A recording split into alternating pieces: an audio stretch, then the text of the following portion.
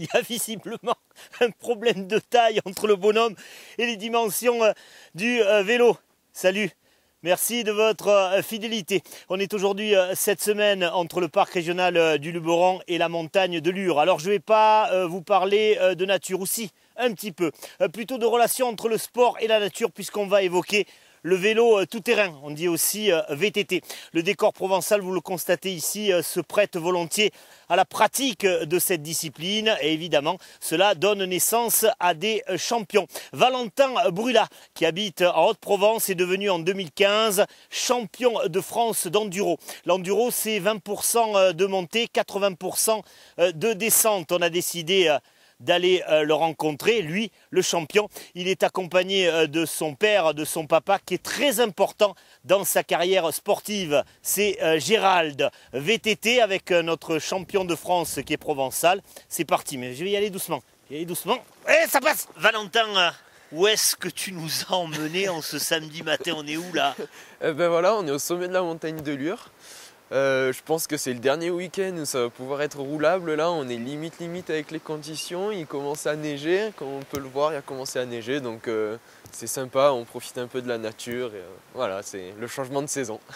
Alors la neige arrive forcément, ouais. Hein, on est entre l'automne et l'hiver et à près de 2000 mètres. Mais ce sont des conditions que tu as connues toi en compétition. Et oui, c'est des conditions qu'on peut connaître en plein été, comme il y a 2 ans par exemple à Val d'Isère, où on était en haut de la spéciale et il y avait du vent, de la neige, il faisait -4 là-haut, donc il neigeait, c'était vraiment des conditions dantesques. Donc de la neige en haut et on partait donc en spéciale chronométrée, donc en course dans la neige, et puis plus on descendait, donc ça se réchauffait, donc il y avait beaucoup de boue. Donc c'est des conditions où voilà, il faut savoir rouler dedans, il faut être polyvalent. Donc bon, ça fait partie de l'entraînement, c'est sympa. En quoi va consister ta séance d'entraînement? Et parce qu'il y a un petit peu de neige, à quoi il va falloir faire attention aujourd'hui? Aux glissades forcément, ça va être un terrain où il ne va pas avoir beaucoup d'accroche en fait, il ne va pas avoir beaucoup de grippe entre les pneus et le terrain, donc il va falloir faire très attention, pas rouler non plus pas rouler non plus super vite et être un peu sur les gardes quoi, histoire de pas tomber. Explique-nous simplement en quoi consiste ta discipline de VTT descente. Alors en fait voilà, moi je fais donc du VTT donc enduro. Donc en fait le principe de base c'est de prendre son vélo, donc comme celui-ci, donc de vélo tout suspendu en fait, avec un amortisseur arrière et avant. On monte en haut d'une colline ou d'une montagne et le but c'est de descendre le plus rapidement possible en prenant un maximum de plaisir en fait, voilà. Une descente, Valentin, ça peut durer ou ça dure 20 minutes? Oui, ça peut durer même jusqu'à 3/4 d'heure. Par exemple, sur la méga avalanche de l'Alpe d'Huez, en fait, c'est une course où on part à plus de 500 sur un glacier, au glacier de l'Alpe d'Huez, à 3200 mètres d'altitude donc. Et en fait, on descend et on a plus de 2500 mètres, il me semble, de dénivelé négatif. Et là, elle dure 3/4 d'heure. Après, sur les Coupes de France d'enduro, c'est plus des descentes entre 10 et 15 minutes sur des formats rallye, donc en station en fait. Et après, sur des formats rallye, donc sur des collines par exemple, comme par ici, ça peut être des descentes de 5 à 10 minutes. Voilà. Ah, non, mais c'est sympa, on aime bien. Faut prendre en fait, c'est vachement de plaisir sur le vélo, quoi. C'est génial.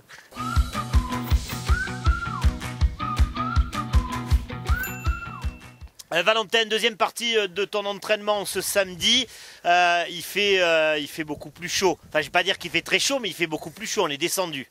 Ouais, il fait vraiment, il fait meilleur, hein. C'est presque l'été maintenant quand même. On est dans un site pittoresque, remarquable de la Haute-Provence, on est où ici? Au Mour, donc sur les hauteurs de Fort-Calquier. Donc on a la chance d'avoir un site comme ça par là, donc il faut en profiter, quoi. C'est super beau et on a la nature pour nous. Et c'est un de tes terrains d'entraînement? Oui, alors pas vraiment là parce que c'est un peu interdit au VTT, mais plus sur le bas et plus sur les hauteurs de Fort-Calquier. Ouais. Valentin, tu as commencé le vélo, le VTT à quel âge? À 11 ans, j'ai commencé le VTT à 11 ans, ouais. Alors au tout début, j'étais un peu dans mon lotissement, enfin où j'habite avec des amis à faire un peu du BMX quand on est petit. Après j'ai commencé le VTT, c'est au club de Manos par un peu du cross-country.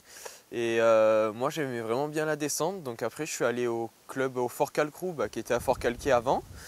Et là, j'ai rencontré des personnes donc, qui m'ont vraiment appris l'enduro et voilà, j'ai vraiment aimé ça. Et voilà, après je suis parti maintenant, donc je suis au club de Digne. Et voilà, j'ai 2 entraîneurs en fait, donc qui m'entraînent et voilà quoi, c'est le top. Consécration de cette histoire, de ton histoire avec le VTT, cette année en 2015, te voilà titré champion de France. Ouais, bah, du coup ça a été voilà, un très beau résultat de tout le travail fait en arrière-saison en fait. C'était pas l'objectif, mais ça s'est vraiment bien déroulé, donc on était super contents et voilà quoi, ça fait du bien au moral. Des descentes qui peuvent atteindre, d'ailleurs tu les as atteints, hein, les 70 km/h sur un vélo. Parfois, oui, quand c'est un peu roulant et tout, oui, on peut atteindre des vitesses un peu. C'est vrai que ça va vite, 70. Ouais, moi, j'ai déjà pris 70 km/h. Après, voilà, c'est plus du domaine de 30-40 voilà, en moyenne. Alors aujourd'hui, auréolé du titre de champion de France, quelles sont tes ambitions, tes objectifs sportifs pour les prochaines saisons? Eh bien, là, on est en train de travailler sur les Coupes du Monde en fait. On va faire 3 Coupes du Monde cette saison, c'est la saison 2016 en fait, 2 en Italie et 1 en France, pour un peu aller se confronter au niveau donc, des Coupes du Monde, donc un peu à l'international, voir le niveau et comment il faut gérer ses courses. Voilà, je vais refaire quelques Coupes de France, on n'est pas encore fixé, mais voilà, dans l'idée c'est vraiment plus de passer un cap sur les Coupes du Monde, quoi. Question un peu tabou, mais moi j'aime bien les questions tabou. On gagne de l'argent en faisant du VTT descente? Alors non, vraiment pas à mon niveau. On paye encore un peu les vélos et tout ça. Non, moi, à mon niveau, c'est vraiment c'est encore voilà, amateur pour moi. Donc non, pas de sous pour moi, sauf quand on gagne des courses, on peut effectivement gagner une petite somme en récompense de la victoire. Euh, Ça te prend combien de temps dans la semaine? Parce que tu continues tes études, c'est ça? C'est ça, ouais, voilà, je suis au lycée des Isques à Manosque en terminale STI. Donc par semaine, l'entraînement, ça doit me prendre 7 à 8 heures, on va dire, en moyenne par semaine. Ça fait un morceau d'agenda, ça. C'est une bonne organisation. Y a quelqu'un qui est important, d'ailleurs on le voit t'accompagner là dans tes séances d'entraînement, c'est Gérald, c'est ton père. Ouais, c'est mon père, heureusement qu'il est là. Ouais. Mes 2 parents aussi, ma mère qu'on voit pas, mais qui est là aussi pour assurer le reste. Heureusement qu'ils sont là, c'est mes premiers sponsors. Sans eux, ce serait pas possible. Il m'a dit, moi sportivement je suis un peu dépassé aujourd'hui, par contre moi c'est la logistique. Ah, c'est vrai que pour la logistique sur les courses et tout ça, heureusement qu'ils sont là, ce serait pas possible sinon, quoi. Chaque fois, ils prennent le vélo, ils le nettoient, ils font ce qu'il y a à faire pendant que moi je me repose. Ma mère qui me donne un peu de la nutrition pour que je mange, pour que je m'alimente. Puis même les week-ends comme là, quand on monte à Lure, c'est mon père qui fait les navettes en voiture pour pouvoir me monter. Voilà, ma mère qui gère un peu tout à la maison aussi, donc c'est une grosse logistique et ouais, heureusement qu'ils sont là, je les remercie, quoi. Valentin, ton sport, ta discipline, et toi avec, vous surfez sur une bonne vague à la mode, là. Le VTT avec l'environnement, le contact avec l'environnement, le respect de celui-ci, le VTT a le vent en poupe. C'est vrai, bah, ça va bien dans l'air du temps et puis c'est vrai que le VTT c'est quand même c'est génial, hein. On prend son vélo et puis on part tout seul dans la forêt ou avec des amis et on découvre la nature et avec des paysages magnifiques et non, c'est super bien quoi, puis on s'amuse, c'est super fun.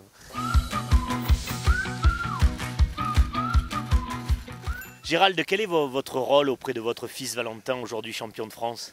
Alors bon, comme il a dit tout à l'heure, hein, nous on assure, j'assure la logistique, pardon. Tout ce qui est voiture, hein, trajet voiture, les entraînements sur la montagne de Lure, mais pas que. Il s'entraîne beaucoup autour de Villeneuve, Fort-Calquier. Il faut dire qu'on a beaucoup de chance ici dans la région, hein. C'est un pays qui se prête vraiment au VTT. Moi aussi j'adore la nature, hein. On a découvert des coins. Voilà. Des fois on va plus loin, Chaîne de l'Étoile à Marseille par exemple, qu'on a découverte aussi grâce au VTT. Et des fois on va encore plus loin, donc voilà, logistique, mécanique également, achat du matériel aussi. C'est un matériel très pointu quand même, qui a une certaine valeur. Voilà, les sponsors également. Ça coûte cher la pratique du VTT descente à ce niveau? Alors c'est le VTT enduro, hein, ça coûte cher. Il faut reconnaître que c'est un sport qui coûte cher. Les vélos sont des vélos très technologiques, très pointus. Et ça coûte cher. C'est un vrai budget à l'achat, à l'entretien également, parce que l'usage qu'en fait Valentin, il tire, si je puis dire, sur les vélos, hein. Il est exigeant.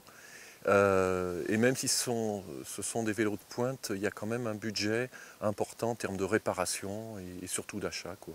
Il y a également les vêtements, il y a les équipements. Il faut avoir par exemple plusieurs pédales de rechange, des guidons, des fois les fourches à réparer. Enfin, c'est vraiment une grosse logistique.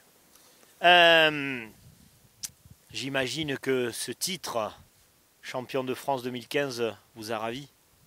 Oui, tout à fait. On a été ravis. Parce que déjà on est fiers, hein, que notre fils soit champion de France, mais c'est surtout tout le travail qu'il a fait pour y arriver. Il a été vraiment professionnel à 100%. Notre rêve, c'est qu'à l'école, il soit aussi professionnel que ça. Non, mais sérieusement, il s'y est tenu. Et là, vraiment, il a été admirable là-dessus. Il le méritait vraiment.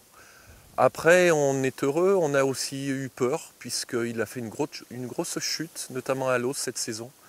Et qui nous a refroidi beaucoup. On a été limite à est-ce qu'on continue ou pas. On a continué, mais on est très heureux effectivement pour lui avant tout. Vous envisagez quoi pour lui? Bon, j'imagine priorité aux études, le VTT c'est secondaire. Oui, effectivement, le VTT, alors pour lui c'est pas secondaire, c'est primordial, mais on lui dit et redit, même ses entraîneurs, que le VTT ça doit rester secondaire et qu'en premier ce sont les études. Il l'a bien compris, Il est évident que pour lui, le VTT, c'est plus facile que les études, même s'il a conscience que les études, ça sera toujours quelque chose d'important. Ce qu'on envisage pour lui, c'est qu'il garde cet équilibre entre sport et études, bien évidemment, mais qu'il continue à se faire plaisir dans le sport. Qu'il ait un titre, qu'il n'ait pas de titre, c'est pas finalement fondamental à court terme, mais qu'il puisse découvrir d'autres pays éventuellement, d'autres choses, et qui soit fun, parce que ce sport c'est le fun avant tout.